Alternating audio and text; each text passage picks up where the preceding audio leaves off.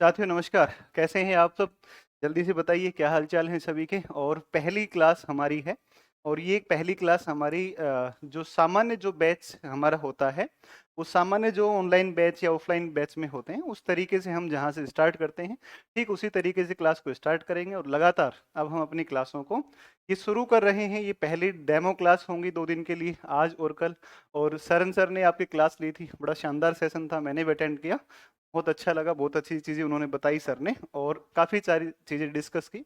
ठीक वैसे ही हम भी क्लास को अपनी शुरू कर लेंगे। साथियों, आप जानते हैं इस बात को कि आप जिस आधार को चुनने के लिए जा रहे हैं, जिस आधार का निर्माण करने के लिए जा रहे हैं, ठीक उसी तरीके से हम भी आधार तैयार कर रहे हैं, बेस तैयार कर रहे हैं आपके लिए, ताकि आप अपने एग्जाम में बेहतर परफॉर्म करें। हम मानते हैं कि हम सब मिल करके हम शुरुआत कर रहे हैं, आप उसके लिए प्रयास कर रहे हो, आप अच्छा करने का प्रयास कर रहे हो। हम सब मिल करके बिहार में एक नया इतिहास की तरफ बढ़ रहे हैं। बिहार एक सबसे बेहतर स्टेट होगा। मैं बार बार कहता हूं कि बिहार की साक्षरता में गिनती जो होती है वो नीचे से 1 नंबर से होती है। हम उस नीचे से 1 नंबर को उठा करके ऊपर से 1 नंबर लाने का प्रयास करेंगे। साथियों, सबसे पहले आज की जो क्लास है, ये डेमो क्लास दोनों जगह पर है। ऐप के ऊपर जिन लोग का एनरोल हो चुका है वो ऐप के अंदर देख रहे हैं क्लास को, और बाकी जो लोग हैं वो सब अपना यूट्यूब सेशन के माध्यम से भी क्लास को अटेंड कर रहे हैं। ठीक है, तो जिनका एडमिशन प्रोसेस में है उनका हो जाएगा सबका। और आगे जो क्लास है इसको हम शुरू कर लेते हैं। सबसे पहला हमारा काम होगा कि सबसे पहले हम पाठ्यक्रम के ऊपर चर्चा कर लें। ठीक है, तो पाठ्यक्रम पर अपनी परिचर्चा होगी, और उस पाठ्यक्रम पर चर्चा के बाद में हम क्लास को स्टार्ट करेंगे। ठीक सामान्य जिस तरीके से हम ऐप के अंदर क्लास पढ़ाते हैं उसी तरीके से चीज़ों को पढ़ेंगे। ठीक है, तो चलिए हम शुरू करते हैं। और शुरू करेंगे उससे पहले छोटी सी चीज़ मैं आपको एक बार दिखाना चाह रहा हूँ, आप किस तरीके से अपनी तैयारी को बेहतर डायरेक्शन दे सकते हैं। साथियों, उस डायरेक्शन के लिए मैं आपको एक हिंट देता हूं, आपको बहुत अच्छी चीज बताता हूं, आप ये काम तुरंत कर लेना। आप देखो कि मैंने एक ये अनुक्रमणी का लिया है, आपका एक सिलेबस का पाठ्यक्रम का वो लिया है। तो आप अगर देखोगे तो इसमें कुछ चैप्टर दे रखे हैं, जिसके अंदर पृथ्वी के अंदर ताक झाँक करके लिखा है, चट्टान एवं खनिज लिखा है, आंतरिक बल और उनसे बनने वाली स्थलाकृतियां लिखी हैं। हम सिलेबस सिलेबस को डिस्कस कर रहे हैं, ध्यान दीजिएगा। सिलेबस क्या होगा? जो आपका 8वीं तक की क्लास का है, ये प्राइमरी सेक्शन के लिए हम क्लास शुरू कर रहे हैं। और 1 से लेकर के 8 तक का जो सिलेबस है, 1 से 8 तक की किताबें हैं, इन किताबों का स्तर थोड़ा सा हल्का है। हम थोड़ा एडवांस जाकर के पढ़ेंगे, बीपीएससी के लेवल पर जितना हम पढ़ाते हैं हम उस चीज पर पढ़ाएंगे। चीजों को डेप्थ के साथ में लेंगे, बिल्कुल भी ऐसा नहीं है कि सिर्फ टाइम पास हो गया और सिर्फ आपको ऐसा कि टाइम पास करवा दिया, या बहुत वर्टिकल, बहुत जो है हॉरिजॉन्टल हम चीजों को लेकर के चले हैं। वर्टिकल देखो, स्टडी 2 तरीके से आप कर सकते हैं। स्टडी आप एक तरीका होता है, स्टडी का एक तरीका होता है आपके अध्ययन का, और एक तरीका होता है जो होता है वर्टिकल चलना। तो वर्टिकल स्टडी होती है, और एक स्टडी होती है आपकी, और दूसरी स्टडी होती है वो होती है हॉरिजॉन्टल। हॉरिजॉन्टल मतलब जब हम चीजों को अदर अदर से पढ़ते हैं, ऊपर ऊपर से चीजों को पढ़ते हुए निकलते हैं, तो ऊपर से पढ़ते हुए निकलते हैं, हॉरिजॉन्टल है। और जब हम चीजों को गहराई की तरफ जाकर के पढ़ते हैं, तो गहराई के साथ जब हम चीजों को पढ़ते हैं तो ये वर्टिकल स्टडी है। जो हमारा पैटर्न रहेगा वो वर्टिकल रहेगा। जो आपका सिलेबस है वो सिलेबस हॉरिजॉन्टल है, ऊपर ऊपर से चीजें हैं, लेकिन हमारा स्टडी पैटर्न जो होगा वो वर्टिकल होगा। हम चीजों को डेप्थ के साथ में पढ़ने का प्रयास करेंगे, ताकि आपसे कितने भी कैसे भी स्तर का प्रश्न पूछे आप आराम से बना पाओ। आप आराम से ना केवल बना पाओ, आप कम समय के अंदर बना पाओ, ऐसा हम प्रयास करेंगे। ठीक है, तो सिलेबस जो है, जो बिहार बोर्ड की किताबों के अंदर दिया हुआ है, वो बिहार बोर्ड की किताबों में पृथ्वी के अंदर ताक झाँक है, चट्टान एवं खनिज है, आंतरिक एवं बाह्य आंतरिक बल और उनसे बनने वाली स्थलाकृतियां हैं, वायुमंडल इसका संगठन है, बिना पानी सब शून्य है, हमारा पर्यावरण है, जीवन का आधार पर्यावरण है, मानव पर्यावरण अंतःक्रिया, लद्दाख में जनजीवन है, मानव पर्यावरण अंतःक्रिया थार प्रदेश में जनजीवन है, मानव पर्यावरण अंतःक्रिया अपना प्रदेश बिहार में है, कि बिहार का जो पर्यावरण है वो किस प्रकार का है, मानव पर्यावरण को कैसे प्रभावित करता है और पर्यावरण मानव को कैसे प्रभावित करता है, ये है मानव पर्यावरण अंतःक्रिया, तटीय प्रदेश, केरल में जनजीवन है, इसके अलावा मौसम एवं जलवायु है, मौसम संबंधी उपकरण है। कुछ और मैं आपको दिखाता हूं, हमारा सौर मंडल है, पृथ्वी एवं उसकी गतियां हैं, पृथ्वी के परिमंडल हैं, परिमंडल हैं पृथ्वी के प्रमुख स्थल रूप हैं, पर्वत, पठार, नदियां, झरने,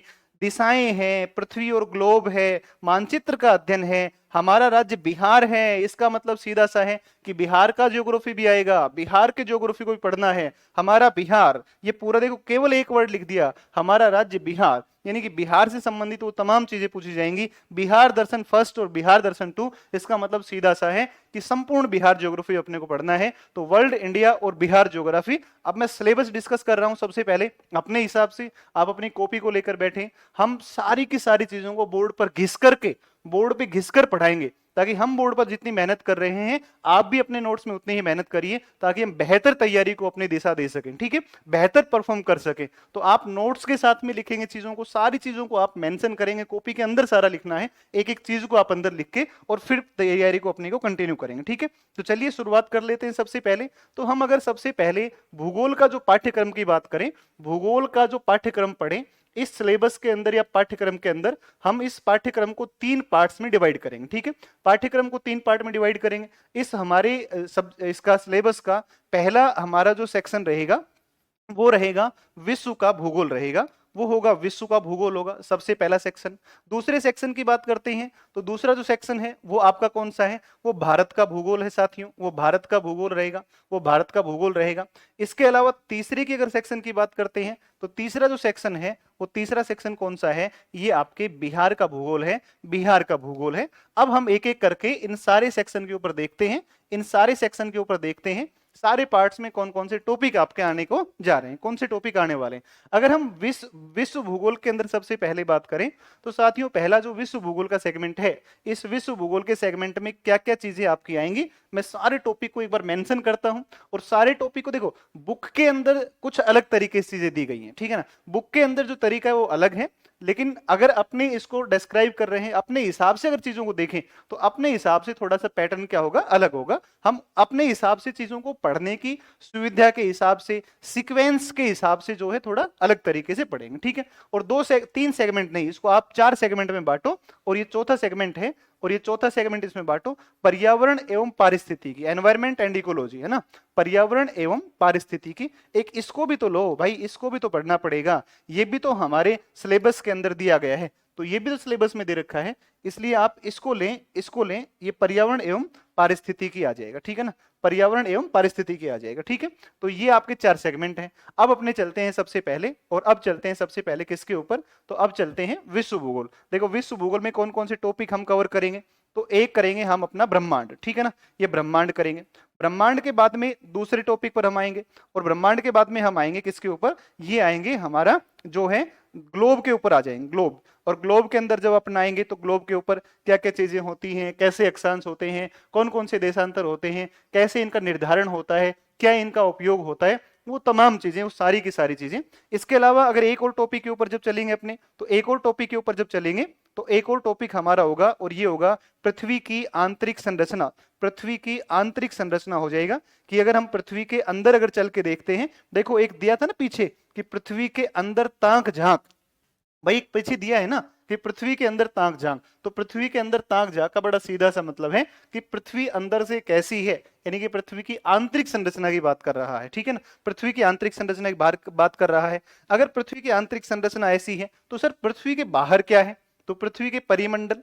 तो अगर आप बात करें तो इसमें हम बात करेंगे वायुमंडल की बात करेंगे, वायुमंडल की बात करेंगे, एक टॉपिक आ जाएगा वायुमंडल। इसके अलावा अगर हम बात करते हैं, इसके अलावा बात करते हैं तो इसके अलावा कह रहा है कि पृथ्वी के ऊपर कार्यरत जो आंतरिक बल हैं, पृथ्वी के अंदर से कौन कौन से बल लगते हैं, तो पृथ्वी के अंदर से जो बल लगते हैं उन बलों के अंदर अगर बात करें तो पृथ्वी के अंदर कौन कौन से बल, जैसे ज्वालामुखी, पृथ्वी के अंदर से आ रहा है, भूकंप की उत्पत्ति भी पृथ्वी के अंदर से होती है। तो पृथ्वी के ऊपर दो प्रकार के बल कार्य करते हैं, एक बहिर्जात बल होते हैं, एक अंतर्जात। जो पृथ्वी में अंदर से काम करते हैं उनको अंतर्जात बोलते हैं, जैसे ज्वालामुखी है, भूकंप है। और जो बाहर से जो बल कार्य करते हैं उनको बहिर्जात बोलते हैं। ठीक है, तो अगर हम बात करें वायुमंडल और एक स्थल के, इसके अलावा अगर हम बात कर ले तो एक जलमंडल को आप लिख लो, एक जलमंडल को लिख लो। और जलमंडल के अंतर्गत हम मुख्य रूप से जो बात करते हैं वो जलमंडल के अंतर्गत महासागरों की बात करते हैं, कि महासागरों में कौन कौन सी जो है स्थलाकृतियां महासागरीय बेसिनों के अंदर मिलती हैं, किन किन प्रकार की कौन कौन सी धाराएं महासागरों के अंदर चलती हैं,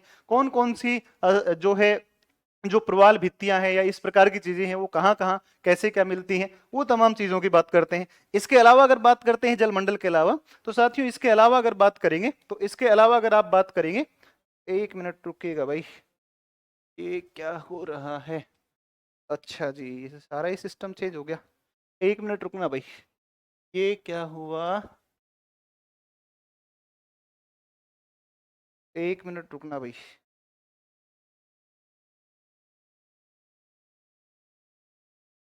एक सेकंड रुकिएगा। अच्छा चलो, हो गया हो गया हो गया। देखो, ये देखो, इसके अंदर इसके अलावा और कौन कौन से टॉपिक हैं, इसके अलावा कौन कौन से टॉपिक हैं, तो इसके अलावा जो टॉपिक आपके बचे हैं उन टॉपिक के अंदर देखो और क्या क्या है। इसके अलावा जब चलेंगे, तो इसके अलावा जब आप जा रहे हैं, तो इसके अलावा एक टॉपिक आपका आ रहा है, और ये आ रहा है कौन सा, तो ये आ रहा है अंतर्जात बल।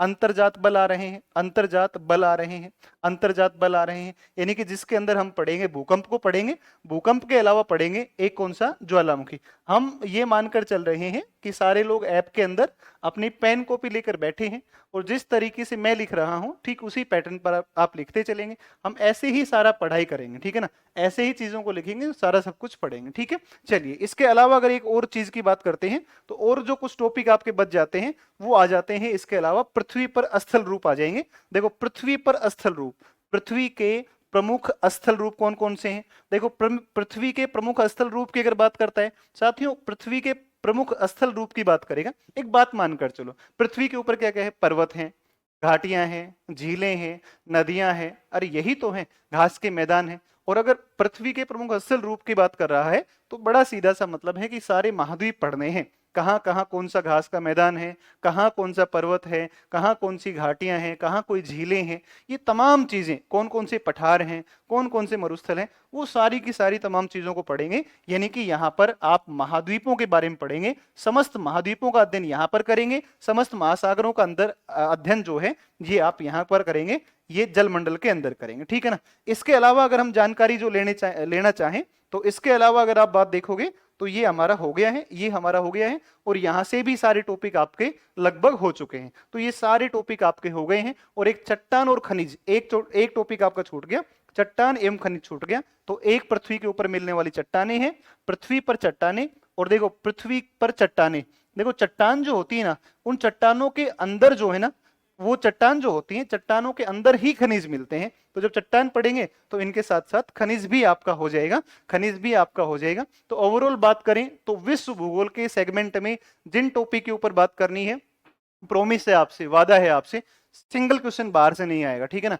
90% क्वेश्चंस की, मैं देखो मैं आपको कह रहा हूं, एक क्वेश्चन का भी नाम नहीं ले रहा हूं, मैं आपको कह रहा हूं 90% प्लस प्रश्न आपके आपके नोट्स से होंगे, 90% प्लस क्वेश्चन आपके नोट्स से होंगे, आपके नोट्स से बाहर नहीं जाएंगे। ठीक है, और मैं ये आपसे आपसे मैं वादा कर रहा हूं कि आप ध्यान रखना इस बात का कि आप जब प्रश्न को देखेंगे तो सिंगल टाइम में आप प्रश्न देख करके ऑप्शन पर नहीं जाएंगे, आप प्रश्न देख करके सीधे सीधे आंसर पे जाएंगे कि ये प्रश्न का ये उत्तर होना चाहिए, बताओ ए पर है कि बी पर है कि सी पर है कि डी पर है। मैं कोई ये बात आपको मोटिवेट करने के लिए, इन्फ्लुएंस में लेने के लिए, अपने प्रभाव में लेने के लिए नहीं कह रहा हूं, मैं ये बात अपने अनुभव के आधार पर कह रहा हूं। कोई 500 से प्लस विद्यार्थी, कितने ही विद्यार्थी हैं जिनको मैंने जयपुर के अंदर अलग अलग रीट के बैच में, ग्रेड सेकंड के बैच में, ग्रेड फर्स्ट के बैच में, लेक्चरर वगैरह के बैच में कितने स्टूडेंट पढ़ाए हैं मैंने टीचर्स बैच के। मुझे बहुत अच्छा एक्सपीरियंस है कि टीचर्स वैकेंसी को किस तरीके से पढ़ाया जाता है और टीचर्स के कैसे निकलते हैं, सिलेक्शंस कैसे निकलते हैं। तो इस चीज के लिए आप निश्चिंत रहिएगा, आप बहुत सही जगह पर आपने अपना चुनाव किया है। अगर आप आए हैं, देखो आप हजारों लोग ऐप के माध्यम से पढ़ रहे हैं ना, तो मैं देख पा रहा हूं ये संख्या कितनी है, ये तो मैं ही जान पा रहा हूं। तो ये हजारों की जो संख्या है, ये तादाद है। मैं आपको फिर से विश्वास दिलवाता हूं, आपने हमें पैसा दे दिया, आपने हमें फीस दे दी, 1000 रुपया आपने अपनी फीस दी है, मैं आपको फिर कह रहा हूं, अब हमें आपके एडमिशन की बहुत आवश्यकता नहीं है क्योंकि आपने तो एडमिशन ले लिया, लेकिन इसके बावजूद मैं आपको ये बात कह रहा हूं कि आप विश्वास रखिएगा, आपने जो चुनाव किया है जिस स्थान का, वो बेस्ट जगह है, वो सबसे बेहतर प्लेटफॉर्म आपने चुना है। आपके प्रश्न 90% प्लस प्रश्न जो होंगे वो आपके नोट्स से होंगे, आपकी कॉपी से होंगे। आप सिर्फ बिहार बोर्ड की किताब ला करके मेरे साथ साथ उन किताबों को कंप्लीट कर लीजिएगा, बड़े आराम से बड़े मजे से आप प्रश्नों करके आएंगे। ठीक है, अगर भारत भूगोल के प्रश्न इस पर आए तो भारत भूगोल में कौन कौन से टॉपिक होंगे साथियों? भारत भूगोल के अंदर जो हम कवर करेंगे वो हम शुरुआत करेंगे रीड के साथ में शुरुआत करेंगे। और भारत भूगोल की जो रीड मानी जाती है वो भारत भूगोल की रीड मानी जाती है सामान्य परिचय। ठीक है, सामान्य परिचय के अंदर अक्षांशीय अवस्थिति, देशांतरीय अवस्थिति क्या है ना, या फिर हमारी अगर हम बात करें तो सापेक्ष अवस्थिति क्या है ना, सापेक्ष क्या है, क्षेत्रफल क्या है, हमारे पड़ोसी देश कौन से हैं, कौन कौन सी सीमाएं हैं, तो इस तरीके की वो जो चीजें हैं वो सारी इसके अंदर पढ़ेंगे। दूसरा हम पढ़ेंगे भूगर्भिक संरचना, भूगर्भिक संरचना पर बात करेंगे, भूगर्भिक संरचना पर बात करेंगे। भूगर्भिक संरचना के अलावा अगर बात करेंगे तो भूगर्भिक संरचना के अलावा तीसरे एक टॉपिक पर जाएंगे और ये हमारे होंगे भौतिक प्रदेश हो गया, भौतिक प्रदेश होंगे। और भौतिक प्रदेश के अंदर जानेंगे हम कौन कौन से पर्वत, पठार, मैदान, वो तमाम चीजें जो आप जानना चाहते हैं। देखो, इसने भौतिक प्रदेश के अंदर हम पढ़ते हैं तटीय मैदान, भौतिक प्रदेश में हम पढ़ते हैं तटीय मैदान। साथियों तटीय मैदान देखो पीछे एक टॉपिक दिया है, आप पीछे एक टॉपिक पर ध्यान करोगे तो आयोग ने नहीं, जो बिहार बोर्ड है, जो बिहार बोर्ड है स्कूल का, उस बिहार स्कूल बोर्ड ने क्या कहा है, इसने कहा है मानव पर्यावरण अंतः क्रिया तटीय प्रदेश। तटीय प्रदेश कहा है केरल में जनजीवन, तो तटीय प्रदेश के ऊपर कयाल मिलती हैं, तटीय प्रदेश में थोरियम के भंडार मिलते हैं, तटीय प्रदेश के ऊपर जो है कौन कौन सी आर्थिक गतिविधियां मानव यहां पर संपन्न करता है। साथियों भौतिक प्रदेश देखो, इसमें आप जब जाओगे तो इसमें भौतिक प्रदेश के अंदर हम एक टॉपिक पढ़ते हैं थार का मरुस्थल, और जब आप थार का मरुस्थल पढ़ेंगे तो देखो टॉपिक दिया है, इसने बिल्कुल साफ साफ लिखा है कि मानव पर्यावरण अंतःक्रिया थार प्रदेश में जनजीवन, इसको पढ़ेंगे। और मेरे से बढ़िया तो थार मरुस्थल बिहार में कौन पढ़ा सकता है बताओ? मैंने तो 5 साल राजस्थान जयपुर के अंदर पढ़ाए हैं जो थार मरुस्थल के बारे में ना, राजस्थान भूगोल को।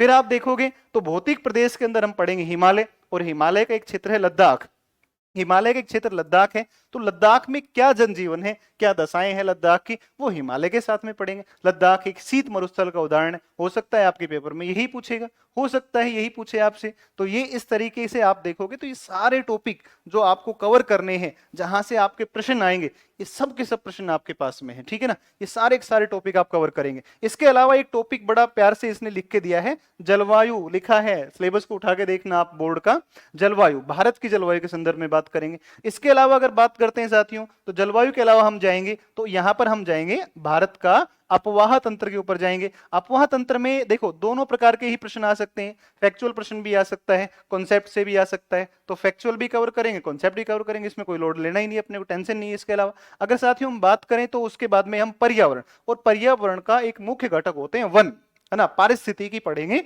इकोलॉजी पढ़ेंगे, इसमें एक घटक है वन। देखो वन जो है ना वो आप देखोगे कि वन जो है उन वनों के अंतर्गत आप पाओगे तो यहां से डेफिनेटली प्रश्न आएगा। ठीक है, वन एवं वन्य जीव इसके अंदर पढ़ेंगे। ठीक है ना, वन एवं वन्य जीवों के बारे में पढ़ेंगे। इसके साथ साथ अगर देखेंगे वन एवं वन्य जीव पढ़ेंगे। अगर एक टॉपिक पर हम और चलेंगे तो साथियों ये टॉपिक होगी भारत की मृदा, यहां से एक टॉपिक कवर हो जाएगा और ये टॉपिक होगा भारत की मृदा। तो ये फिजिकल ज्योग्राफी ऑफ ये आपकी इंडिया की हो जाएगी। ठीक है, इसके साथ साथ देखो कई बच्चों को लग रहा है कि सर इकोनॉमिक्स क्यों नहीं दिया ना, इकोनॉमिक्स क्यों नहीं दिया? भाई साहब इकोनॉमिक्स का जो सेगमेंट है वो कोर इकोनॉमी नहीं आएगा भले ही, लेकिन जो सामान्य रूप से कृषि है तो कृषि जो है आर्थिक भूगोल के अंदर आता है, इकोनॉमिक ज्योग्राफी में आता है। ठीक है ना, तो यहाँ पर हम कृषि के बारे में भी जानेंगे। ठीक है ना, कृषि के बारे में जानेंगे, कृषि के प्रकार कौन कौन से होते हैं, है ना, कौन कौन सी कृषि बिहार में की जाती है, कौन कौन सी फसलों का उत्पादन होता है, वो सारी की सारी चीजें आपके आ जाएंगी। ठीक है, फिर अगर आप बात करें कृषि के अलावा तो कृषि के अलावा जो है हम खनिजों की बात कर लें,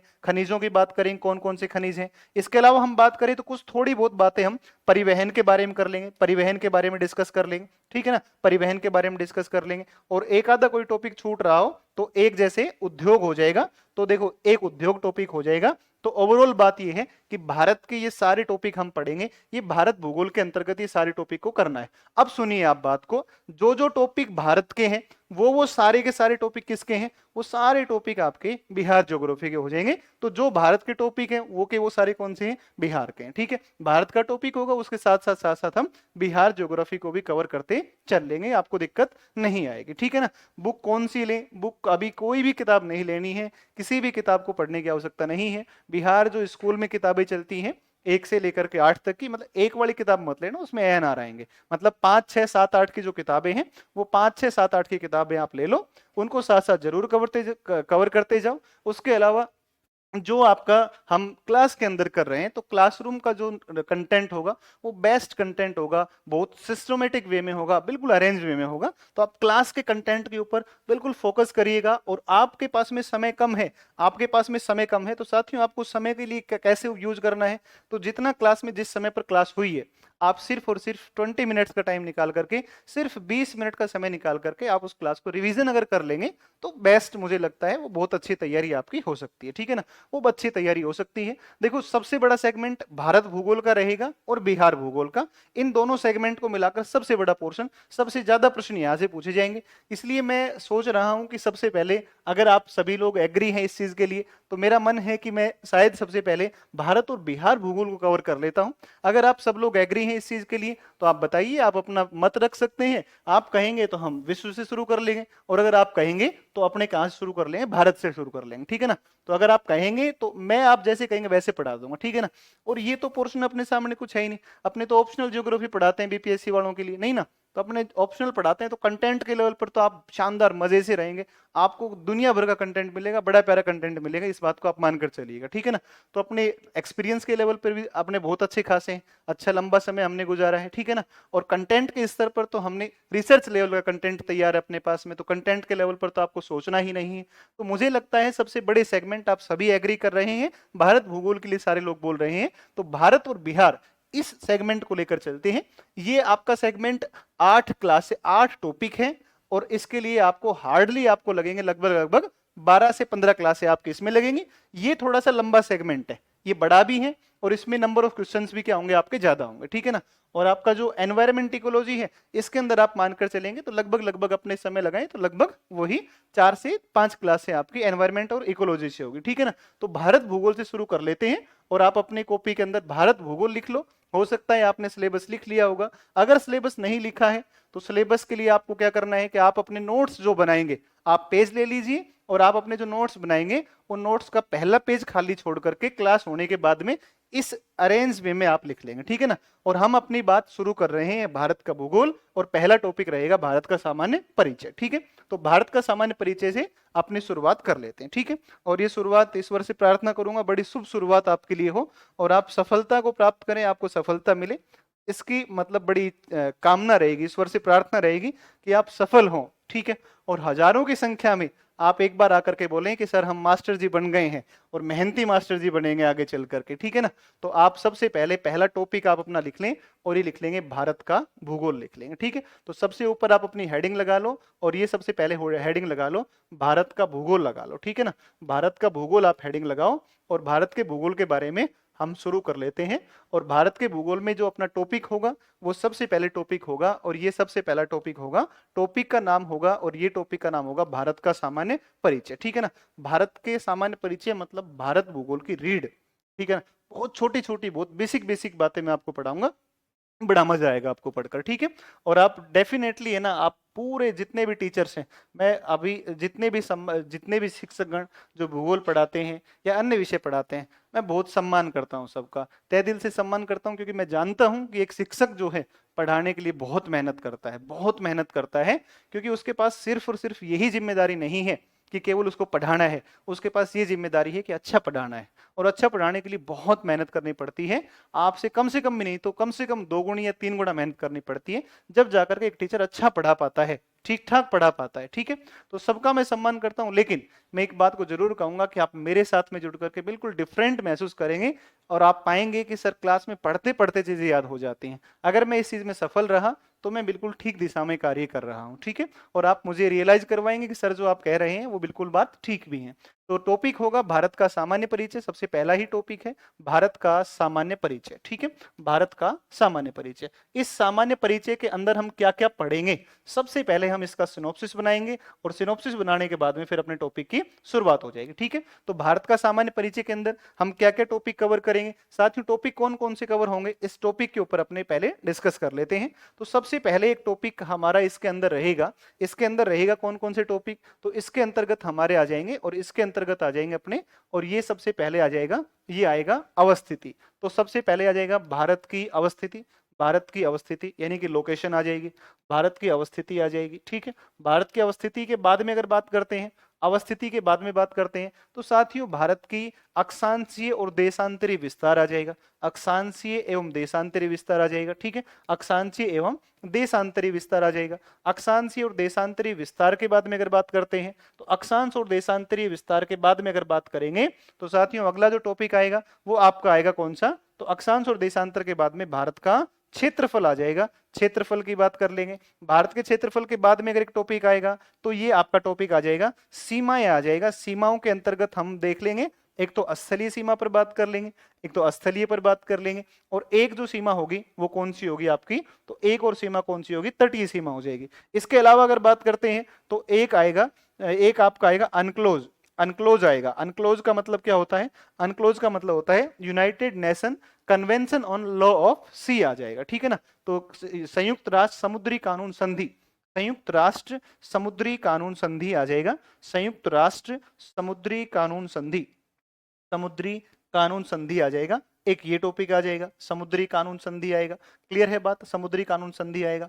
फिर अगर बात करते हैं, फिर अगर बात करते हैं इसके अलावा, इसके अलावा अगर बात करते हैं तो ये मुख्य टॉपिक होंगे, और एक टॉपिक भारत के राज्य हम कवर कर लेंगे, भारत के राज्य कवर कर लेंगे। ठीक है ना, भारत के राज्य कवर कर लेंगे। तो ओवरऑल कुल मिलाकर के सामान्य परिचय के इन टॉपिक को हम कवर करने जा रहे हैं। ठीक है, तो आपने उम्मीद है लिख लिया होगा, ऐसे कैसा आपने लिख लिया होगा, और अगर लिख लिया हो तो अब आप जो है सबसे पहले भारत की अवस्थिति हेडिंग लगाइए, सबसे पहली शुरुआत करते हैं और ये करते हैं भारत की अवस्थिति, भारत की अवस्थिति, लोकेशन ऑफ इंडिया पढ़ते हैं सबसे पहले। ठीक है, भारत की अवस्थिति पर बात करेंगे, और साथियों भारत की अवस्थिति पर बात करें, लोकेशन ऑफ इंडिया पर बात करेंगे, तो कैसे लोकेशन ऑफ इंडिया आएगा, लोकेशन ऑफ इंडिया की जब बात करेंगे तो लोकेशन ऑफ इंडिया के ऊपर आप थोड़ा सा ध्यान दीजिए। देखो भारत की जब अवस्थिति की बात आती है, तो साथियों भारत की अवस्थिति को हम कितने प्रकार से पढ़ते हैं, तो भारत की अवस्थिति को हम दो प्रकार से पढ़ते हैं।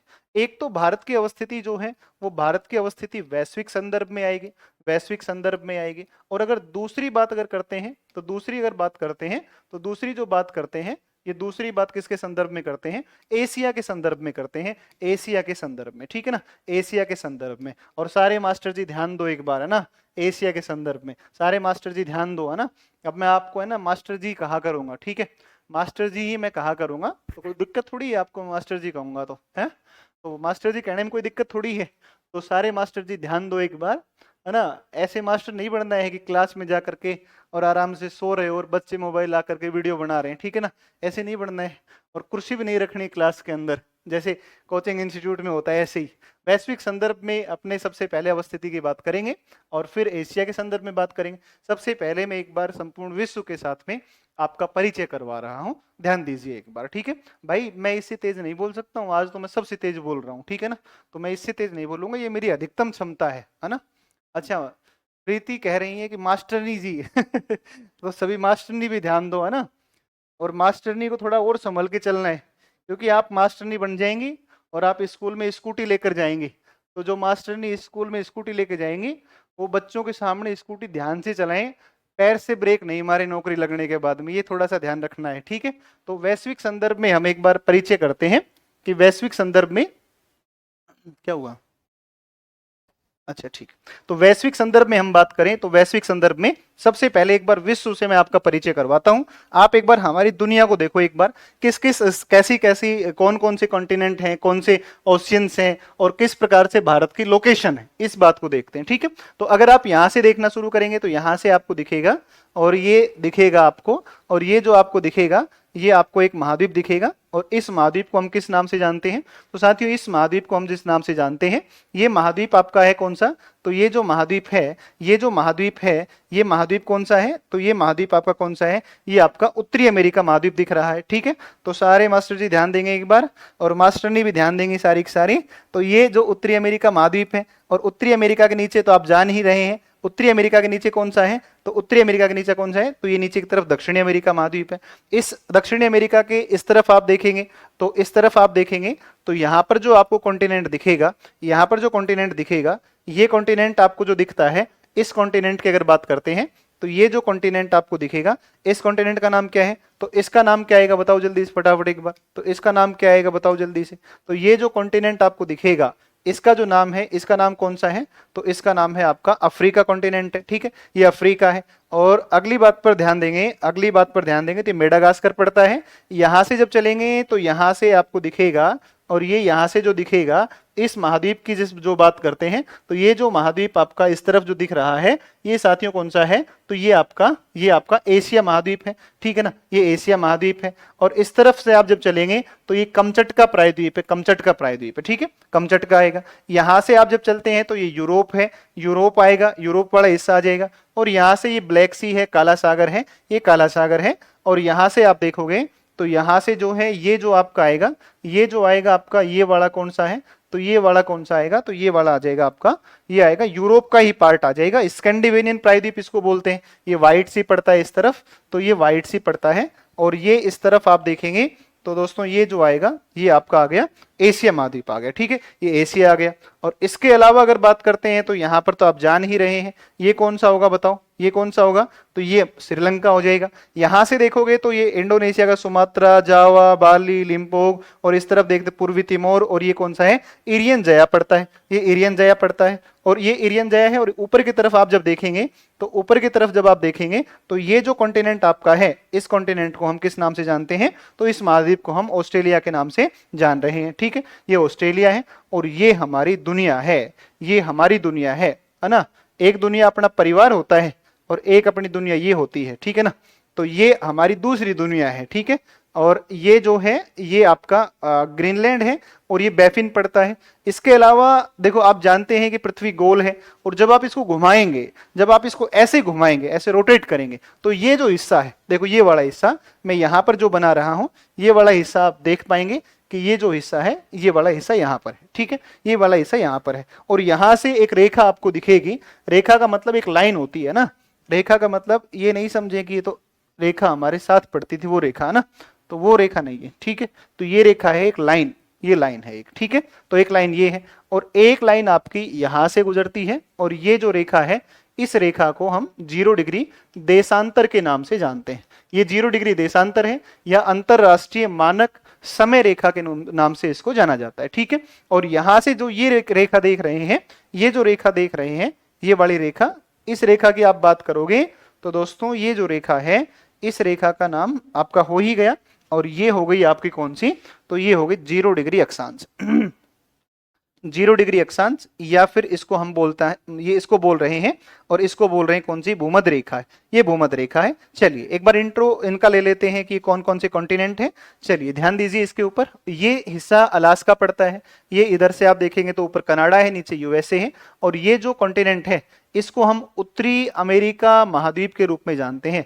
इसका नाम है उत्तरी अमेरिका महाद्वीप, इसका नाम आएगा उत्तरी अमेरिका महाद्वीप आ जाएगा। ठीक है ना, ये उत्तरी अमेरिका महाद्वीप है। ठीक है, नीचे की तरफ आएगा, और ये आएगा आपके पास में कौन सा? तो ये आएगा दक्षिणी अमेरिका महाद्वीप आ जाएगा, दक्षिणी अमेरिका महाद्वीप आएगा, दक्षिणी अमेरिका महाद्वीप ये वाला आ जाएगा। ठीक है, दक्षिणी अमेरिका महाद्वीप आ जाएगा। इसके अलावा यहां से जब बात करते हैं, तो यहां से जब बात करते हैं तो ये कौन सा आएगा? अफ्रीका आएगा।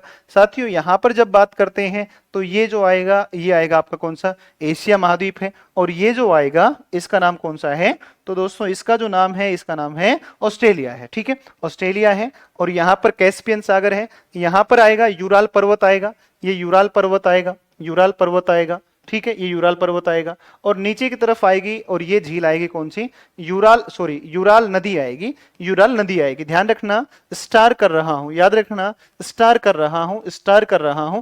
ध्यान रखिएगा, मैंने कहा है आपको, सीटेट ने पूछा है ये प्रश्न पहले, सीटेट ने ये प्रश्न पूछा है, अगर आपने वो सीटेट दिया होगा तो पता चला होगा आपको कि पूछा था यूराल पर्वत किन दो महाद्वीपों को अलग करता है, या फिर ऐसा शायद ऐसा था कि यूरोप और एशिया को पृथक करने वाला महाद्वीप कौन सा है। तो यूरोप और एशिया को पृथक करने वाला कौन है, यूराल महाद्वीप है, ठीक है, यूराल पर्वत है। और यहाँ काकेसस पर्वत है, ये कैस्पियन सागर है, ये काला सागर काला सागर पड़ता है, झील नहीं, ये मारमरा सागर है। और ये जो सागर ये भाग है इसको हम भूमध्य सागर के नाम से जानते हैं। ये लाल सागर है, इधर फारस की खाड़ी है, अरब सागर है, बंगाल की खाड़ी है और दुनिया भर का, ठीक है ना। जब हम प्रादेशिक भूगोल पढ़ेंगे, महाद्वीप पढ़ेंगे, तो आप पाएंगे कि सर गदगद हो गए, वाकई में वास्तव में बहुत सारा पढ़ा है ना, खूब बोरा भर के पढ़ाएंगे, है ना, दुनिया भर का पढ़ाएंगे कि एग्जाम में प्रश्न के विकल्प ना देख करके केवल प्रश्न और हमारा उत्तर कहां पर है हम वो सर्च करें, ठीक है ना।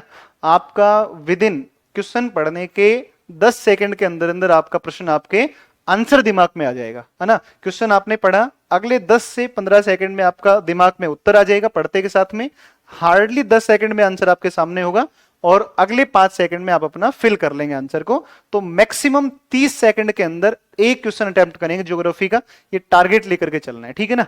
और क्वेश्चंस की सेट जो है लगभग 4-5 हजार क्वेश्चन मैं आपको दे दूंगा, उसके आप क्वेश्चन लगा लेना, ठीक है ना। और उसके अलावा जो है कुछ और सेट तैयार करवा देंगे, उनको पढ़ लेना, ठीक है ना। तो ये देखो, ये वाले हो गए महाद्वीप आपके, और ये जो महाद्वीप है इस महाद्वीप का नाम कौन सा है, तो इसका नाम है यूरोप। ये वाला जो है ये द्वीप पड़ता है, और ये जो द्वीप पड़ता है इसका नाम ग्रीनलैंड। ग्रीनलैंड है ना, ग्रीनलैंड भौगोलिक रूप से ग्रीनलैंड हिस्सा किसका है, उत्तरी अमेरिका है, भौगोलिक रूप से उत्तरी अमेरिका का हिस्सा है। लेकिन यहां पर एक देश पड़ता है डेनमार्क, ये वाला एक देश आप देख रहे हो, ये देखो, ये बाल्टिक सागर के प्रवेश द्वार के ऊपर डेनमार्क है, और डेनमार्क का अधिकार है इतने बड़े द्वीप के ऊपर, इतने से देश का अधिकार है ना, तो डेनमार्क का अधिकार है ग्रीनलैंड के ऊपर। सीधे प्रश्न मिलेंगे एग्जाम के अंदर, डायरेक्ट ज्यों के त्यों, ठीक है ना, डायरेक्ट ऐसे कैसे क्वेश्चन आपको मिलेंगे। अच्छा, डायग्राम अगर नहीं बन पा रहा है निश्चिंत रहिए, क्योंकि यही पीडीएफ आपको ज्यों की त्यों मिल जाएगी, ठीक है ना।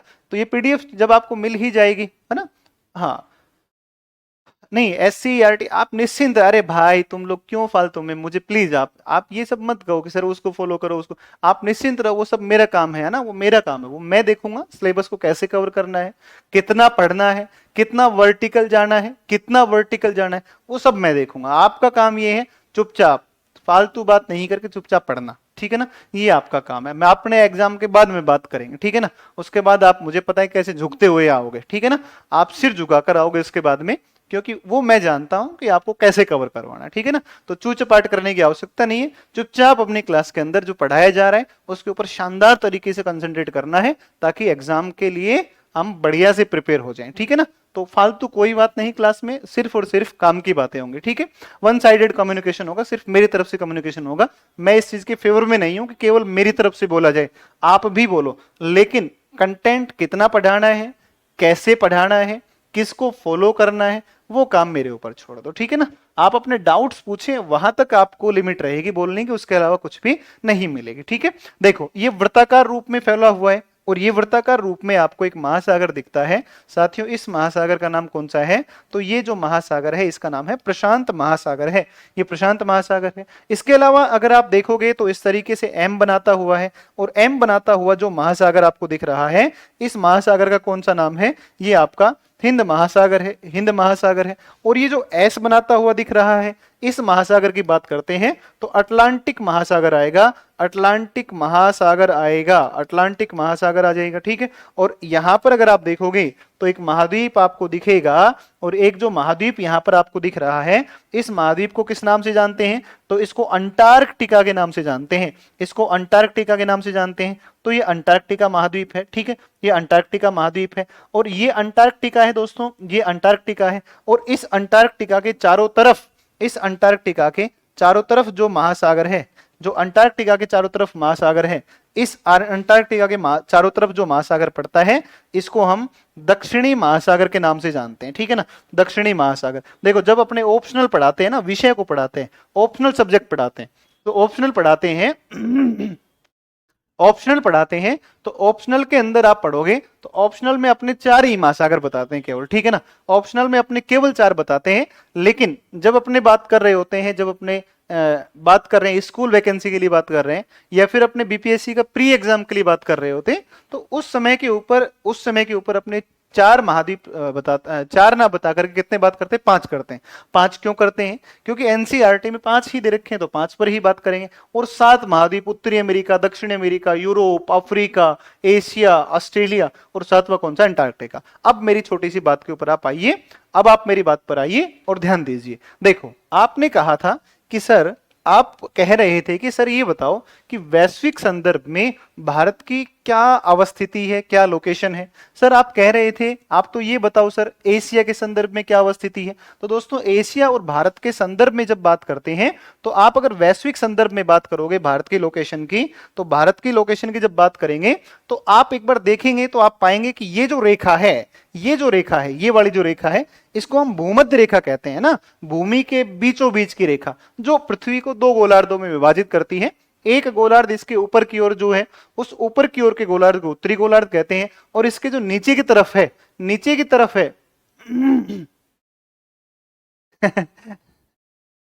अच्छा ठीक है, अरे ठीक है तो भाई, ठीक है। अच्छा तुम मत ना करो यार, मत करो यार भाई, तुम कोई मैसेज मत करो। मैं बहुत दिनों से पढ़ा रहा हूँ, है ना, मैं बहुत लंबे समय से पढ़ा रहा हूँ, है ना, मुझे बहुत टाइम हो गया। मैंने 10 इयर्स प्लस दे दिए, है ना, 10 इयर्स प्लस दे दिए मैंने इस फील्ड को, 10 साल प्लस दे दिए हैं कोचिंग फील्ड को, जीएस ये सब्जेक्ट के साथ में 7 साल मैंने लगा दिए, ठीक है ना। तो आप निश्चिंत रहिए, आप, है ना, आपकी रिक्वायरमेंट के लिए मेरे पास बहुत सारी चीजें हैं, ठीक है। आपको सिर्फ और सिर्फ चुपचाप से पढ़ना है, मजे से पढ़ो, आराम से। आप केवल पढ़ेंगे नहीं, आप सीखेंगे, आप सीखिए, आपके काम आएगा स्कूल में जब जाओगे तो, ठीक है ना, ये आपके काम आएगा, है ना। तो देखो, ये भूमध्य रेखा है, इस भूमध्य रेखा के ऊपर की जो दुनिया है, इस भूमध्य रेखा के ऊपर की दुनिया को हम उत्तरी गोलार्ध के रूप में जानते हैं, पूरा उत्तरी गोलार्ध का पार्ट है, ठीक है। और नीचे का जो पार्ट है, ये नीचे वाला हिस्सा है, तो ये नीचे वाला हिस्सा कहां पर है, तो ये नीचे दक्षिणी गोलार्ध है। तो आप अगर भारत की लोकेशन को देखोगे, इंडिया की जो लोकेशन देखोगे, या भारत की अवस्थिति की बात करोगे, तो बताओ भारत उत्तरी गोलार्ध में है कि दक्षिणी गोलार्ध में है, तो सीधी सी बात है, ये नॉर्थ हेमिस्फीयर के अंदर आ जाएगा, तो ये आपका उत्तरी गोलार्ध के अंदर आएगा। ये यहां से देख रहे थे, तो यहां से देखने पर आपका, यहां से देखने पर कहां आया, उत्तर में आया। अब यहां से देखो, देखो ये जो 0 डिग्री देशांतर है, इसके दाएं ओर यहां पर आती है 180 डिग्री, यानी कि बेरिंग जल संधि से गुजर रही है 180। तो यहां से दाएं तरफ आप गए तो ये पूर्वी गोलार्ध है, तो ये यहां से और दाएं तरफ गए तो पूर्वी गोलार्ध है, और यहां से बाएं तरफ आप आए, तो यहां से बाएं तरफ आप आए तो ये कौन सा है, पश्चिमी गोलार्ध। तो देखो, अगर आपसे कहें कि उत्तरी अमेरिका कौन से गोलार्ध में है, तो उत्तरी अमेरिका पश्चिमी गोलार्ध में है। अगर आपसे कहें कि उत्तरी अमेरिका कौन से गोलार्ध में है, तो यहां से देखोगे तो उत्तर पश्चिम में है। देखो, अपने एक टॉपिक दिया है, और अपने एक टॉपिक दिया है दिशाएं। आप अपना सिलेबस है ना, उस सिलेबस में देखोगे आयोग ने सिर्फ भूगोल और पर्यावरण लिखा है। तो भूगोल और पर्यावरण की बात करने का मतलब है कि एससीईआरटी की जो किताबें हैं आपकी बिहार बोर्ड की, उनको फॉलो करना है, उनको फॉलो करना है। और अगर उनको फॉलो करेंगे साथियों, अगर उनको फॉलो करें उन किताबों को, तो उसमें एक टॉपिक दे रखा है दिशाएं, दे रखा है दिशाएं। तो दिशाओं के अंदर पूछ सकता है कि बताओ उत्तरी अमेरिका की अवस्थिति कौन से गोलार्ध में है, तो बड़ा सीधा प्रश्न है। और यहां से देखोगे तो यहां से देखोगे तो उत्तरी, तो नाम ही उत्तरी है, लेकिन ये पूर्व में ना होकर के किस तरह, पश्चिमी गोलार्ध के अंदर है, तो ये आपको दिख रहा होगा। ऐसे प्रश्न पूछे जाएंगे। उसने कहा है दिशाएं, तो आपसे प्रश्न ये पूछेगा कि दिशाओं की संख्या कितनी होती है, जल्दी कमेंट करके बताओ दिशाएं कितनी होती है, जल्दी कमेंट करके बताओ दिशाएं कितनी होती है।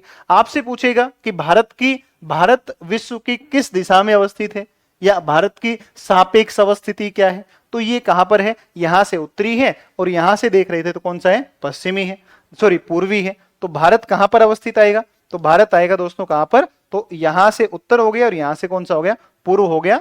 तो भारत की जो अवस्थिति है, वो भारत की अवस्थिति उत्तरी पूर्वी गोलार्ध के अंदर है, उत्तरी पूर्वी गोलार्ध में है। बात समझे कि नहीं समझे? तो भारत की अवस्थिति उत्तरी पूर्वी गोलार्ध में है। किस संदर्भ में है, वैश्विक संदर्भ में। आइए एक बार लिख लेते हैं इसको लिख लेते हैं, भारत की अवस्थिति क्या है। तो ये वैश्विक संदर्भ में कौन सा है, तो साथियों ये आएगा उत्तरी पूर्वी गोलार्ध आ जाएगा, उत्तरी पूर्वी गोलार्ध आएगा, नॉर्थ ईस्ट हेमिस्फीयर आ जाएगा, ये आ जाएगा नॉर्थ ईस्ट हेमिस्फीयर, ठीक है ना, नॉर्थ ईस्ट हेमिस्फीयर आएगा, ठीक है ना। तो ये नॉर्थ ईस्ट हेमिस्फीयर आ जाएगा, ठीक है। तो ये नॉर्थ ईस्ट हेमिस्फीयर आ गया, ये भारत की अवस्थिति हो गई वैश्विक संदर्भ में। अब कह रहा है कि सर एशिया में थोड़ा सा प्लीज हो आप और बता दो, अगर इतना बता दिया तो एशिया बता दो। तो देखो ये वाला जो हिस्सा आपको दिख रहा है, ये वाला हिस्सा, ये कौन सा हिस्सा है भाई, तो ये आपका एशिया है। एशिया के दक्षिण में है, एशिया के दक्षिण में है। तो एशिया के बाद एशिया के अंदर अगर आप आएंगे तो एशिया के संदर्भ में बात करेगा तो ये आएगा आपका साउथ एशिया या दक्षिणी एशिया आ जाएगा, ये आएगा दक्षिणी एशिया आ जाएगा, ठीक है, दक्षिणी एशिया आ जाएगा। और चलो इसके साथ साथ मैं करवा देता हूं दिशाएं, ठीक है ना, साउथ एशिया आ जाएगा, ठीक है। अब मैं आपको दिशाएं करवा देता हूं, मोस्ट इंपोर्टेंट करवा देता हूं, बड़ा शानदार बता रहा हूं। अब सुनो एक बार, आप में से अधिकांश लोगों के उत्तर आए हैं कि 4 दिशाएं होती हैं, 4 दिशाएं होती हैं। कुछ लोग कह रहे हैं 8 दिशाएं होती हैं। धन्य है आप, है ना, धन्य है मास्टर जी और मास्टरनी, सारे के सारे धन्य हैं। दिशाएं कितनी होती हैं, दिशाएं होती हैं 10 दिशाएं, है ना। मुझे लगता है आपकी शादी नहीं हुई है ना, अगर शादी होती ना आपकी तो फेरों के अंदर, है ना, पंडित जी आपको बताते 10 दिशाओं को साक्षी मानते हुए, ठीक है ना। तो 10 दिशाओं को आप कभी भी आप एक बार सोच कर देखना, जब भी कभी भी शादी होती है तो हमेशा चारों तरफ इस तरफ भी पानी डालते हैं, है ना, घास ले वो दूब लेकर के, इधर भी इधर भी इधर भी इधर भी इधर भी इधर भी इधर भी और इस तरफ भी। और पानी देखना ऊपर की तरफ भी फेंका जाता है, ऊपर की तरफ और नीचे की तरफ फेंका जाता है। तो आपने काउंटिंग करना, आपकी शादी हो तो। पर शादी तो तब होगी जब नौकरी लगोगे, है ना। और नौकरी कैसे लगोगे, पढ़ाई करनी पड़ेगी, है ना। तो दिशाएं 10 होती हैं, कभी भी 4 दिशाएं नहीं होती हैं, 8 दिशाएं नहीं होती हैं। तो देखो एक आ जाएगा आपका, देखो 1 2 3 4 5 6 7 8, एक आसमान और एक पाताल, आकाश की ओर और पाताल की ओर। तो देखो 8 तो ये हो गई, ऐसे हो गई, और एक ऊपर की तरफ और एक नीचे की तरफ। तो दिशाओं की कुल संख्या कितनी हो, 10। हो सकता है पेपर में आए, अधिकतम अगर पूछेगा और गहरे से गहरा पूछेगा और डेप्थ के साथ पूछेगा तो क्या क्या पूछ लेगा, बताओ क्या ही पूछेगा, यही तो पूछेगा दिशाओं की संख्या कितनी होती है, 10 दिशाएं होती हैं। तो अगर देख लो एक टॉपिक अपना आज ही क्लियर हो जाएगा। तो दिशाएं कौन सी कितनी होती हैं और कौन कौन सी होती हैं, तो डायरेक्शंस देख लो आप, आपकी कौन कौन सी है, डायरेक्शंस देख लो। तो डायरेक्शंस की अगर बात करेंगे तो डायरेक्शन अगर आप देखेंगे तो कुल संख्या कितनी होती है, तो इनकी कुल संख्या कितनी होती है, तो कुल संख्या होती है 10। कुल संख्या कितनी होती है, तो कुल संख्या कितनी होती है, 10 होती है, ठीक है ना। कुल संख्या 10 होती है और ये 10 होती है, ये कौन कौन सी है, तो कुल संख्या 10 होती है। तो देखो एक बार 10 दिशाएं कौन कौन सी हैं, तो 10 दिशाएं अगर आप देखोगे तो भाई इस पर ध्यान दो। ये लो जी सर, ये आपने कह दिया उत्तर दिशा है, ये उत्तर है। सर ये कौन सी है, तो सर ये दक्षिण है ना, ये उत्तर है और ये दक्षिण है। सर ये वाली कौन सी दिशा होती है, तो सर ये पूर्व है, ये पूर्व है। और ये कौन सी होती है सर, तो ये सर कौन सी है, ये आपकी पश्चिम है ना, ये पश्चिम है, ये पश्चिम है। अगर सर कह रहा है कि ये दिशा कौन सी है, तो ये वाली दिशा कौन सी है, तो सर ये उत्तर पूर्व है। देखो यहां से उत्तर है, यहां से पूर्व है, तो ये कौन सी है, उत्तरी पूर्वी दिशा है, उत्तर पूर्व है। सर ये कौन सी है, तो ये देखो कौन सी है, नीचे से दक्षिण है, यहां से यहां है, तो दक्षिण पूर्व है। तो ये जो आएगी आपकी ये दक्षिण पूर्व आ जाएगी, दक्षिण पूर्व आ जाएगी, ठीक है ना, दक्षिण पूर्व आ जाएगी, ठीक है। इसके अलावा अगर बात करेंगे तो सर ये कौन सी है, तो ये कौन सी आएगी, तो देखो दक्षिण, ये पश्चिम है, तो ये दक्षिण पश्चिम आ जाएगी, ठीक है ना, दक्षिण पश्चिम आ जाएगी ये वाली, ये दक्षिण पश्चिम आ जाएगी। क्लियर है कि नहीं बात, दक्षिण पश्चिम आ जाएगी। और यहां से जब देखेंगे तो यहां से उत्तर है, यहां से उत्तर है और यहां से पश्चिम है, तो ये आपकी दिशा हो जाएगी उत्तर पश्चिम आ जाएगी, ये आपकी उत्तर पश्चिम आ जाएगी। तो कुल दिशाएं कितनी है, 10। कुल दिशाएं कितनी है, 10। उत्तर पश्चिम, ये आपकी दिशा कौन सी हुई, पश्चिम, ये आपकी हो गई दक्षिण पश्चिम, ये आपकी हो गई दक्षिण, ये हो गई आपकी दक्षिण पूर्व, ये दक्षिण पूर्व हो गई, ये आपकी हो गई कौन सी, ये हो गई आपकी पूर्व ईस्ट, ये हो गई आपकी उत्तर पूर्व और ये हो गई आपकी, ये हो गई आपकी कौन सी, उत्तर हो गई, ठीक है। तो ये कुल मिलाकर के आप खड़े हैं यहां पर 8, और एक आकाश की ओर और एक पाताल की ओर। तो 2 दिशाएं ये हो गई, 8 और 2 कितनी हो गई, 10 दिशाएं हो गई। अब एक छोटा सा प्रश्न मैं आपको बता देता हूं, ठीक है ना। देखो ये जो है ना, ये जो कोण है, इस कोण को किस नाम से जानते हैं, है ना। तो ये जो हिस्सा है, इस कोण को किस नाम से जानते हैं, तो इसको हम जो जानते हैं वो जानते हैं ईशान कोण के नाम से जानते हैं।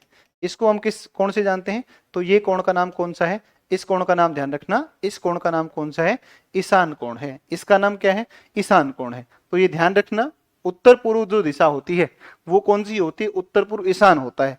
और ईशान जो है ना, वो ईशान भगवान शिव का नाम है ना। तो भगवान शिव का नाम है ईशान, ठीक है।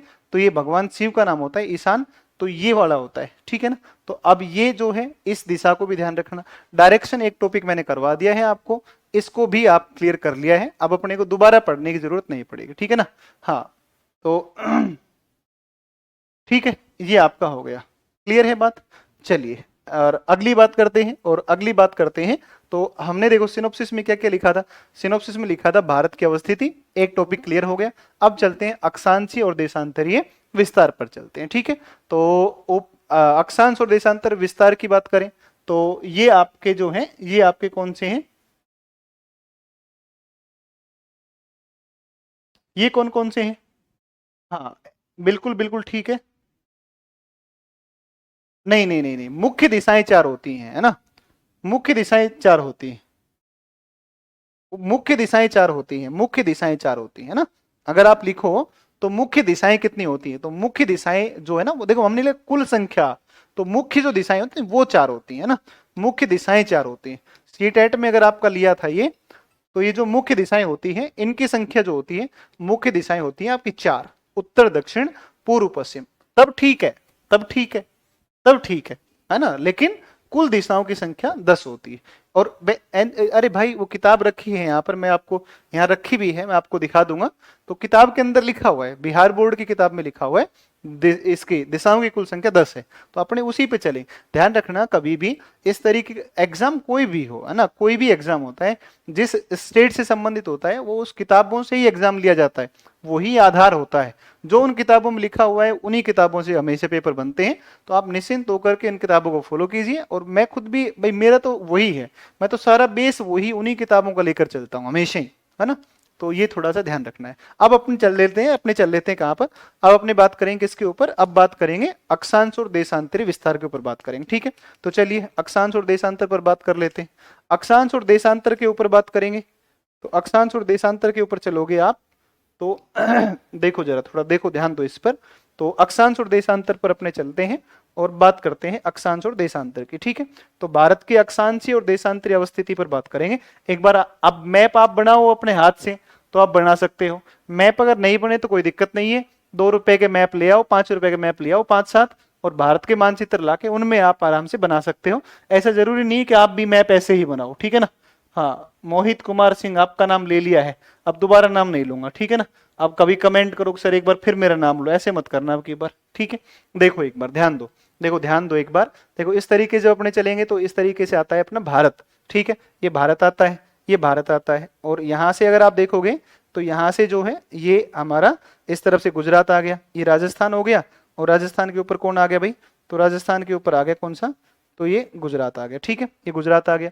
यहाँ से जब आप चलेंगे तो यहाँ से आप जब चलेंगे तो यहाँ से आपको दिखेगा, और यहाँ से जो दिखेगा ये दिखेगा कौन सा, तो ये दिखेगा आपको, ये आपका ये आ गया नेपाल वाला हिस्सा आ गया। यहाँ से सिक्किम आ गया, भूटान आ गया, ठीक है ना, भूटान आ गया। और यहाँ से जब आप चल रहे होते हैं तो यहाँ से जो है ये आपका नॉर्थ ईस्ट का हिस्सा आ गया, नॉर्थ ईस्ट आ गया। क्लियर है बात। तो ये जो यहाँ से है बांग्लादेश का हिस्सा आ जाएगा, यहाँ से बांग्लादेश आ जाएगा, ठीक है। तो ये बांग्लादेश आ जाएगा। और नीचे की तरफ आप जब चलोगे तो नीचे की तरफ आप आ जाओ आराम से, कोई दिक्कत ही नहीं नीचे की तरफ आने में, तो ठीक है ना। तो ये जो है ये यहाँ से ये हिस्सा हो गया, ठीक है, ये हिस्सा हो गया। अब देखो, अरे यार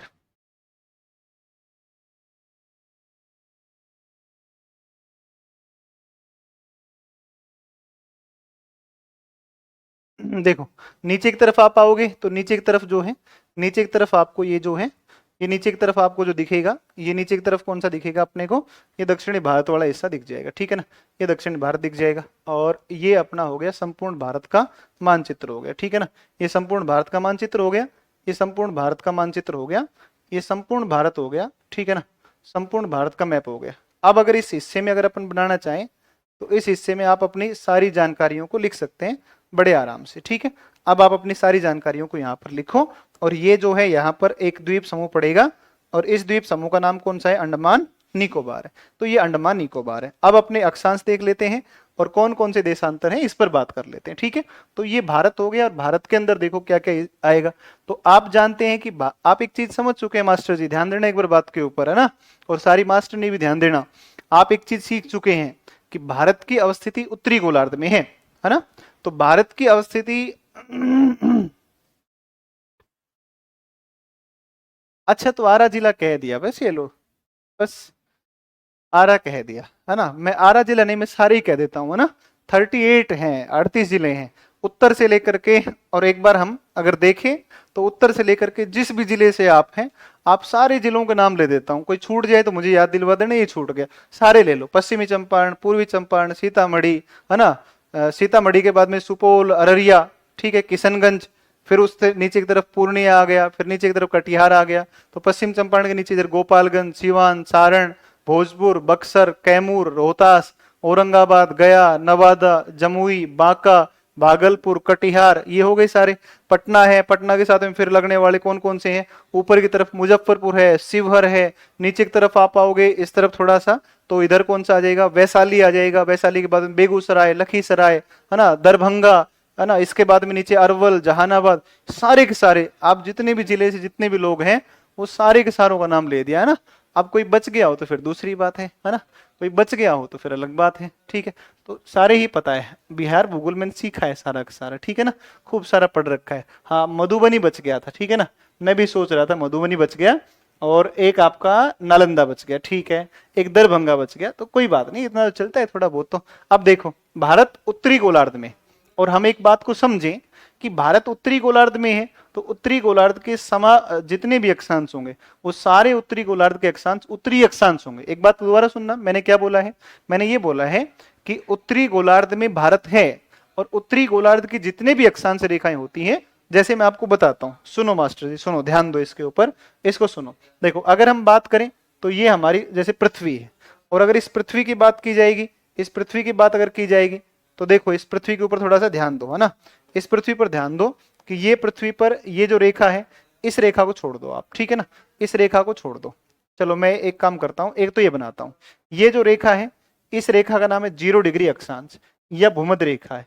और इस अक्षांश के ऊपर की तरफ आप जाओगे, तो इस अक्षांश के ऊपर की तरफ आप जाओगे तो ऊपर की तरफ आपके ये तमाम जो है अक्षांश रेखाएं आपको दिखेंगी, ये तमाम अक्षांश रेखाएं आपको दिखेंगी, ठीक है ना, ये तमाम अक्षांश रेखाएं आपको दिखेंगी, ठीक है।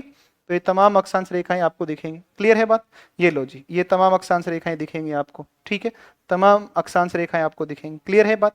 तो ये अक्षांश रेखाएं हैं, देखो ये यहां से भूमध्य रेखा से आप ऊपर की तरफ देखेंगे तो उत्तरी गोलार्ध है, ये जो गोलार्ध है, ये जो गोलार्ध है, ये कौन सा है, ये उत्तरी गोलार्ध है, ठीक है, ये उत्तरी गोलार्ध है।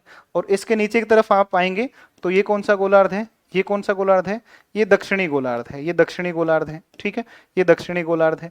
और अगर आप यहां से लेकर के और यहां पर आप देखते हो तो ये जो आप देखोगे तो इस रेखा के, देखो थोड़ा टेढ़ा बन गया ना, सीधा नहीं बना ये मानचित्र, देखो ये यहां से देखोगे तो ये कौन सा गोलार्ध है जी आपका मास्टर जी, ये आपका कौन सा है, ये पूर्वी गोलार्ध है। और यहां से आप जाओगे तो ये कौन सा गोलार्ध है सर, तो ये कौन सा है, ये पश्चिमी गोलार्ध है, ये पश्चिमी गोलार्ध है, ठीक है, ये पश्चिमी गोलार्ध है। और यहां से अगर आप देखोगे तो ये जो रेखाएं हैं, ये सारे के सारे जो देशांतर हैं, ये तमाम देशांतर देखो एक बार, ये तमाम देशांतर देखो एक बार, तो ये सारे के सारे देशांतर हैं। और यहां से देखोगे तो ये है, ठीक है ना, ठीक है, ये है, क्लियर है बात, तो ये है, और ये लो जी, ये है, ठीक है, ये लो जी, ये है, ठीक है, ये आपका हो गया, ये आपका हो गया सर, ये हो गया आपका ग्लोब, है ना, टॉपिक है ना ग्लोब। तो अब ऊपर की तरफ आप आओ, इसके ऊपर आओ आप, ऊपर की तरफ, इसकी तरफ आप आओ, तो ये आपको दिखेंगे, ये आपका आ गया 0 डिग्री देशांतर, 0 डिग्री अक्षांश। और भारत की जो अवस्थिति है ना, वो भारत की अवस्थिति यहां पर है, ठीक है, तो ये भारत की अवस्थिति यहां पर आएगी। देखो उत्तरी गोलार्ध के तमाम, उत्तरी गोलार्ध के सभी अक्षांश, उत्तरी गोलार्ध के सभी अक्षांश, उत्तरी गोलार्ध के सभी अक्षांश कौन से हैं, तो ये समस्त अक्षांश कौन से हैं, ये उत्तरी अक्षांश हैं, समस्त अक्षांश उत्तरी अक्षांश हैं, समस्त अक्षांश उत्तरी अक्षांश हैं, ये बात ध्यान रखना है आपको। एक तो समस्त अक्षांश उत्तरी अक्षांश है। फिर दूसरी बात करते हैं, तो यहां पर आप देखोगे तो ये आपका पूर्वी गोलार्ध है। देखो यहां से जब आप देखोगे, तो यहां से जब आप देखोगे भाई, तो यहां से देखोगे तो ये देखोगे तो पूर्वी गोलार्ध है। तो आप क्या कहेंगे, तो आप ये भी कहेंगे कि पूर्वी गोलार्ध के सभी देशांतर, पूर्वी गोलार्ध के सभी देशांतर कौन से हैं? तो सभी देशांतर कौन से हैं? तो सभी देशांतर पूर्वी हैं, सभी देशांतर पूर्वी हैं, ठीक है ना। तो सारे के सारे जो देशांतर हैं वो सारे कौन से हैं? पूर्वी। मतलब ये रेखाएं जितनी भी है ये सारी की सारी पूर्वी रेखाएं, ये जितनी भी आपको दिख रही है ये सारी की सारी कौन सी है? ये आपकी उत्तरी अक्षांश है। और भारत की जो लोकेशन है, इंडिया की जो लोकेशन है, इंडिया की लोकेशन यहाँ पर है। इंडिया अगर यहाँ पर लोकेट है, अगर इंडिया यहाँ पर है तो इसका मतलब भारत से जितने भी अक्षांश जाएंगे सारे के सारे कौन से अक्षांश होंगे मास्टर जी? तो सारे के सारे उत्तरी अक्षांश होंगे। और भारत से जितने भी देशांतर जाएंगे ये सारे के सारे देशांतर कौन से होंगे? तो ये सभी देशांतर कौन से होंगे? ये पूर्वी देशांतर और उत्तरी अक्षांश होंगे। बातें क्लियर है या नहीं है? लैटिट्यूड, सारे के सारे लैटिट्यूड कौन से होंगे? नॉर्थ लैटिट्यूड होंगे। सारे के सारे जो आपके लॉन्गिट्यूड होंगे वो सारे के सारे ईस्ट होंगे, ठीक है ना। तो अगर हम भारत के संदर्भ में कहें तो भारत के सारे अक्षांश उत्तरी हैं, भारत के सारे देशांतर कौन से? पूर्वी देशांतर हैं, ठीक है। अब आते हैं अपनी पिछली बात के ऊपर, अब अपने आते हैं मास्टर जी पिछली बात पर। अब पिछली बात पे आओ, यहां पर आओ, देखो यहां देखो, भारत के मानचित्र में देखो, भारत के अक्षांश और देशांतर की बात करें तो ये जो भारत का अक्षांश है ये आपका 6 डिग्री 45 मिनट है, 6 डिग्री 45 मिनट। ये यहां से देखेंगे तो ये मुख्य भूमि है और ये मुख्य भूमि आपकी 8 डिग्री 4 मिनट है। और अगर आप बात करोगे तो ये सबसे उत्तरी कौन सा है? 37 डिग्री 6 मिनट है। अब एक बात पर आओ, आप देखो ये अक्षांश है ना, है ना, ये आपके अक्षांश है। साथियों एक बार इस चीज को समझने की प्रयास करो कि भारत का सबसे दक्षिणतम अक्षांश है। ध्यान दीजिएगा एक बार, मैंने क्या बोला है? मैंने क्या बोला है? The southern most latitude of the India. तो इंडिया का सबसे दक्षिणतम अक्षांश, इंडिया का सबसे दक्षिणतम अक्षांश 6 डिग्री 45 मिनट। दक्षिणी नहीं आएगा, दक्षिणी नहीं आएगा। दक्षिणी क्यों नहीं आएगा? तो दक्षिणी इसलिए नहीं आएगा क्योंकि भारत उत्तरी गोलार्ध में है। भारत जो है वो उत्तरी गोलार्ध में है और चूंकि भारत नॉर्थ हेमिस्फीयर के अंदर है इसलिए भारत के जितने भी अक्षांश आएंगे वो सारे के सारे अक्षांश कौन से होंगे? वो सारे उत्तरी अक्षांश होंगे। ये आपकी बात यहां से क्लियर होनी चाहिए। तो साथियों भारत के जो अक्षांश होंगे वो सारे ही उत्तरी अक्षांश होंगे, इसलिए हमने यहां पर क्या लिखा है? उत्तरी लिखा है। ये ध्यान रखना, ये माइनर गलती है, ये गलती नहीं हो, ये गलती नहीं हो, ठीक है ना। तो ये बहुत छोटी गलती होती है कई बार। तो ये भी उत्तरी अक्षांश आएगा और ये भी जो ऊपर आएगा ये भी सारा का सारे, ये भी अक्षांश आपका कौन सा आएगा? तो ये भी आपका उत्तरी अक्षांश आ जाएगा, ठीक है ना। ये भी आपका उत्तरी अक्षांश है। तो आप कहेंगे कि संपूर्ण भारत का अक्षांशीय विस्तार, संपूर्ण भारत का अक्षांशीय विस्तार 6 डिग्री 45 मिनट उत्तरी अक्षांश से, 6 डिग्री 45 मिनट उत्तरी अक्षांश से। ध्यान रखना मैंने क्या बोला है, एक बार ध्यान से बोलो, मेरे साथ बोलो एक बार। 6 डिग्री 45 मिनट उत्तरी अक्षांश से, साथ बोलना है। 6 डिग्री 45 मिनट उत्तरी अक्षांश से 37 डिग्री 6 मिनट, 37 डिग्री 6 मिनट उत्तरी अक्षांश पर है ना। आपके नंबर कहां से आ गए यहां पर, ये बताओ, ठीक है। और अगर मुख्य भूमि की बात करेगा तो मुख्य भूमि जो आएगी वो मुख्य भूमि आपकी, मुख्य भूमि कहां से आ जाएगी? तो मुख्य भूमि 8 डिग्री 4 मिनट उत्तरी अक्षांश से और 37 डिग्री 6 मिनट उत्तरी अक्षांश, ठीक है। ये हो गया। अब बात सुनो, थोड़ा गर्म पानी मिल जाएगा क्या?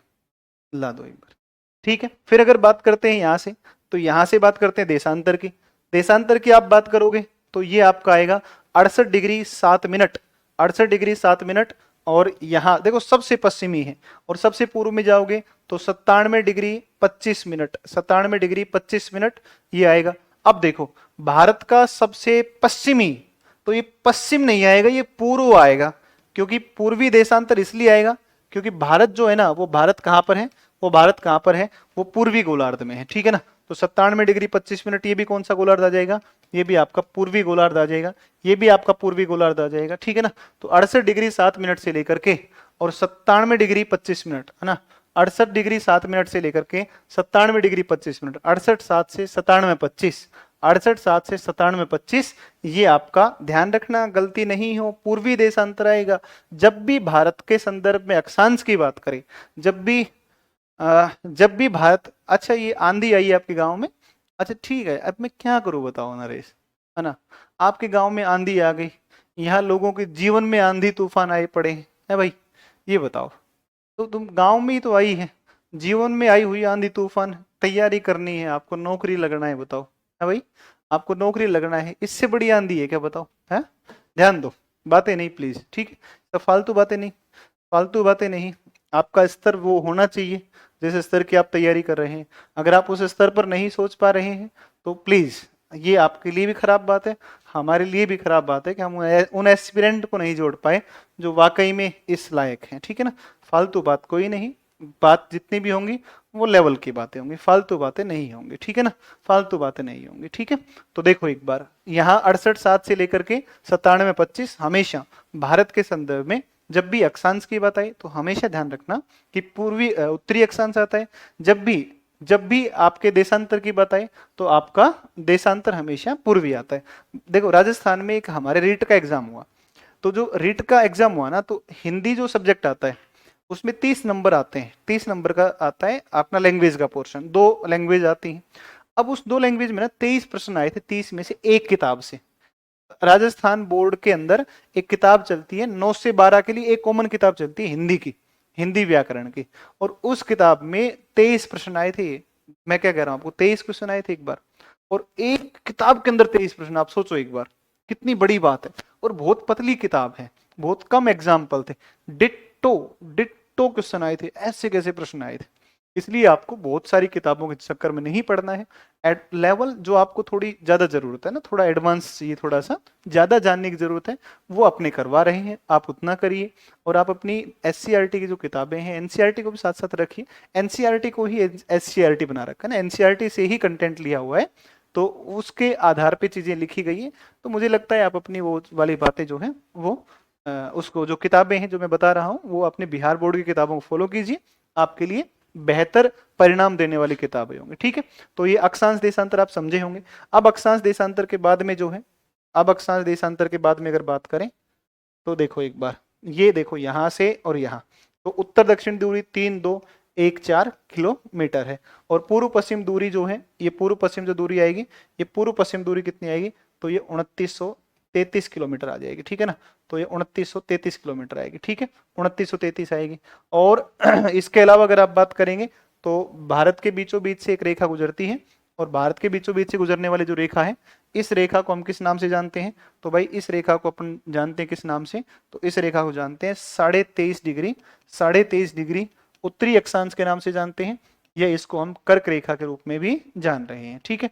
या इसका नाम है कौन सी, कर्क रेखा है, ट्रॉपिक ऑफ कैंसर जिसको बोलते हैं, ट्रॉपिक ऑफ कैंसर जिसको बोलते हैं। तो ये है आपकी ट्रॉपिक ऑफ कैंसर है, ठीक है, ट्रॉपिक ऑफ कैंसर है, क्लियर है बात? ट्रॉपिक ऑफ कैंसर रेखा आ जाएगी, ठीक है, ये ट्रॉपिक ऑफ कैंसर है, या कर्क रेखा है। और यहां से एक रेखा जाएगी, और ये जो रेखा यहां से जाएगी, इस रेखा को हम 82.5 डिग्री पूर्वी देशांतर के रूप में जानते हैं, 82.5 डिग्री पूर्वी देशांतर के रूप में जानते हैं। और 82.5 डिग्री पूर्वी देशांतर, यह इसको बोलते हैं अंतरराष्ट्रीय, अंतरराष्ट्रीय, अंतरराष्ट्रीय, ओहो सॉरी सॉरी सॉरी सॉरी, अंतरराष्ट्रीय, भारतीय भारतीय भारतीय भारतीय भारतीय मानक समय रेखा, अंतरराष्ट्रीय नहीं है भाई, भारतीय मानक समय रेखा, इंडियन स्टैंडर्ड टाइम लाइन है, भारतीय मानक समय रेखा है, ठीक है? भारतीय मानक समय रेखा, मैप नहीं बन रहे, कोई चिंता की बात नहीं है, we have no need for mapping. आप तो सिर्फ इन चीजों को मेंशन कर लो कैसे भी करके, या मैप खरीद लो, है ना, तो मैप खरीद करके उसके अंदर आप अपनी चीजों को दर्शा सकते हैं, ठीक है ना? तो ये भी कर लेंगे तो कोई दिक्कत आपको नहीं आएगी, ठीक है? तो ये बता दो मुझे फटाफट जल्दी से एक बार कमेंट करके बताओ कि कितना समझ में आया, पढ़ करके कैसा लग रहा है, आपने हमारे ऊपर ट्रस्ट किया है, और हम चाहते हैं कि आप 100% संतुष्ट हो, ठीक है ना? हम चाहेंगे कि आप 100% सेटिस्फाई हो, ठीक है ना? तो अगर आपको अच्छा लग रहा है तो अच्छा बताइए, अगर आपको कहीं भी कोई कमी दिखे, आपको लगे कि सर यहाँ सुधार हो सकता है, तो आप बता सकते हैं, उसमें कर दिया जाएगा, ठीक है? चलिए, हाँ बिहार का भी करेंगे, बिहार को भी करेंगे, बिहार को भी करेंगे, ठीक है ना? हाँ बिहार को अगर, नहीं, बिहार के देशांतर के संदर्भ में जो मुख्य भूमि है, वो देशांतर के संदर्भ में मुख्य भूमि यहाँ से ही है ना, वो यहीं से ही आएगी, यहीं से आएगी, ठीक है ना, यहीं से आएगी, क्लियर है बात? तो यहीं से आएगी, ठीक है? चलिए, अब इतने 1000 बच्चे हैं ना कि कमेंट भी नहीं दिख रहे हैं, किसका कमेंट पढ़ूं बताओ?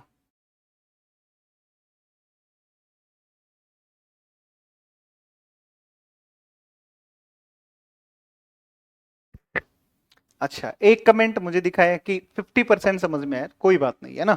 हो सकता है आपने पहली बार पढ़ा होगा, आपने पहली बार ही पढ़ा होगा, या मुझे लग रहा है आपने गैप लिया है ना, गैप लिया है आपने पढ़ाई के बीच में, ठीक है ना, गैप लिया है आपने बीच में, ठीक है, कोई बात नहीं है। अगर कहीं आपको लगे कि सर एक बार और पढ़ने की जरूरत है, तो आप बड़े आराम से अपने क्लास के बाद में अपने ऐप में जाना, अपने ऐप में खोल करके और चीज़ों को एक बार 2 की स्पीड करके फटाफट फटाफट जल्दी देख लेना, ठीक है ना।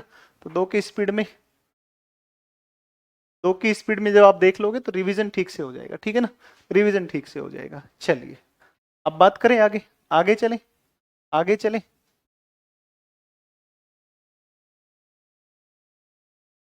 ठीक है, तो ये जो है ये आपका मामला यहाँ तक का हो गया, ठीक है, यहाँ तक का हो गया। अब चलते हैं, अब अगली बात करते हैं, और अब हम बात करते हैं किसकी तरफ, अब हम बात करते हैं, अब हम बात करते हैं बिहार की अवस्थिति के संदर्भ में बात करते हैं, ठीक है ना। अब बिहार की स्थिति के संदर्भ में बात करेंगे, बिहार के अक्षांश, बिहार के देशांतर, और भारत की लोकेशन क्या है, अक्षांशीय स्थिति क्या है और देशांतरी क्या है, उसके बारे में बात करते हैं, ठीक है। अच्छा ये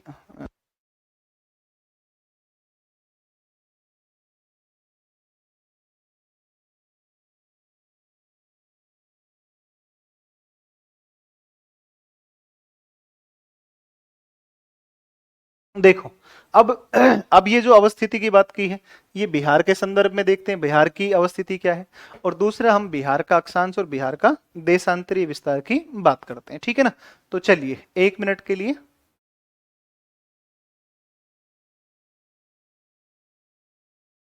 इसमें इसमें थोड़ा सा ठंडा पानी मिलाओ, थोड़ा सा, बिल्कुल थोड़ा सा। चलिए बिहार के संदर्भ में बात करते हैं, तो चलो इस पे आप अगली हेडिंग लिखो, और आप अगली हेडिंग लिखो और ये लिखो, और ये देखो बिहार को है ना अपने साथ साथ कवर कर लेंगे, बिहार को साथ साथ कवर करते जाएंगे, बिहार को साथ साथ कवर करेंगे।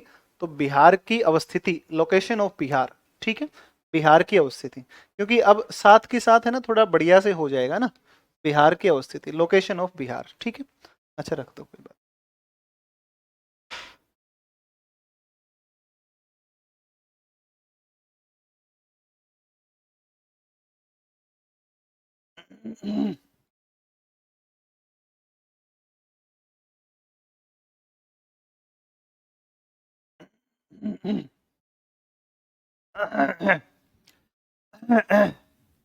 अच्छा सुनो मेरी बात, कुछ कुछ लोग के मुझे कुछ कुछ कमेंट दिख रहे हैं, आप कह रहे सर लंबे टाइम कैसे याद रखें।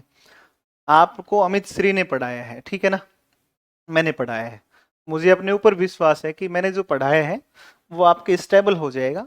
आप सिर्फ 15-20 मिनट के लिए बैठ करके एक बार रिवीजन कर लेना बस, आपको बहुत मेहनत नहीं करनी पड़ेगी, ठीक है ना।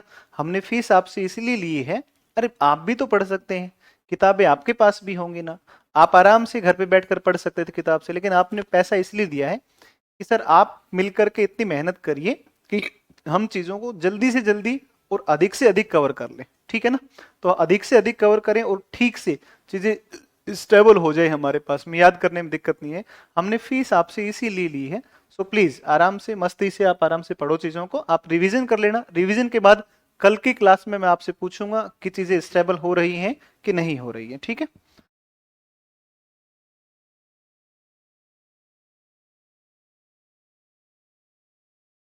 अब देखो बिहार की अवस्थिति की जब बात करेंगे, तो बिहार की जो अवस्थिति है उसके संदर्भ में देखोगे, तो बिहार में देखो एक तो अवस्थिति जो है वो वैश्विक संदर्भ में है, एक तो वैश्विक संदर्भ में है, एक अगर बात करते हैं तो दूसरी जो आएगी वो बिहार की अवस्थिति किस संदर्भ में आएगी, वो एशिया के संदर्भ में आएगी। बिहार की जो अवस्थिति है वो एशिया के संदर्भ में, ठीक है, एशिया के संदर्भ में।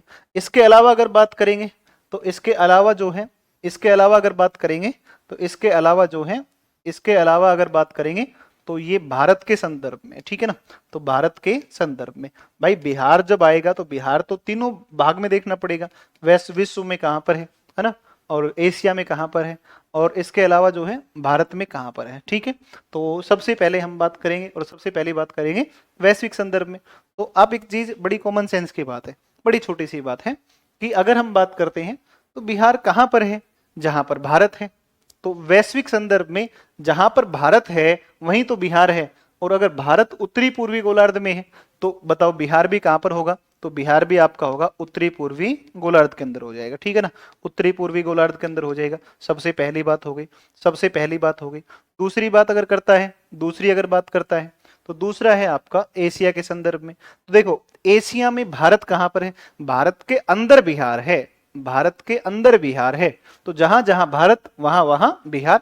तो भारत जब एशिया के दक्षिण में है तो बताओ कहां पर आएगा, तो ये कहां पर आएगा, ये आपका आएगा दक्षिणी एशिया के अंदर आ जाएगा, ठीक है ना।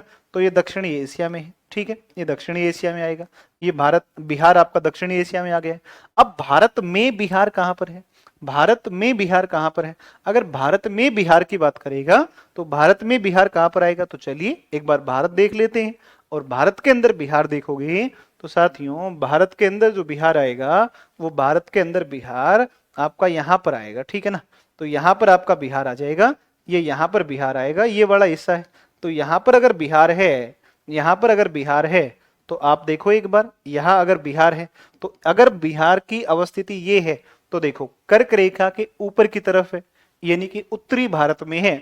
अगर आप बात करो कि 82.5 डिग्री पूर्वी देशांतर के दाएं तरफ है, यानी कि पूर्वी भारत में है, तो बिहार की जो अवस्थिति आएगी वो यहां से ऊपर की तरफ मतलब उत्तरी भारत, यहां से दाएं तरफ पूर्व की तरफ यानी कि पूर्वी भारत में है। और अगर एक साथ इसको कहें तो बिहार की अवस्थिति, बिहार की जो अवस्थिति है वो बिहार की जो अवस्थिति है वो बिहार की अवस्थिति कहां पर आएगी, तो साथियों बिहार की जो अवस्थिति आएगी वो भारत के संदर्भ में आएगी और ये आएगी उत्तरी पूर्वी गोलार्ध, ठीक है ना। तो ये आएगी आपकी उत्तरी पूर्वी गोलार्ध में आ जाएगी।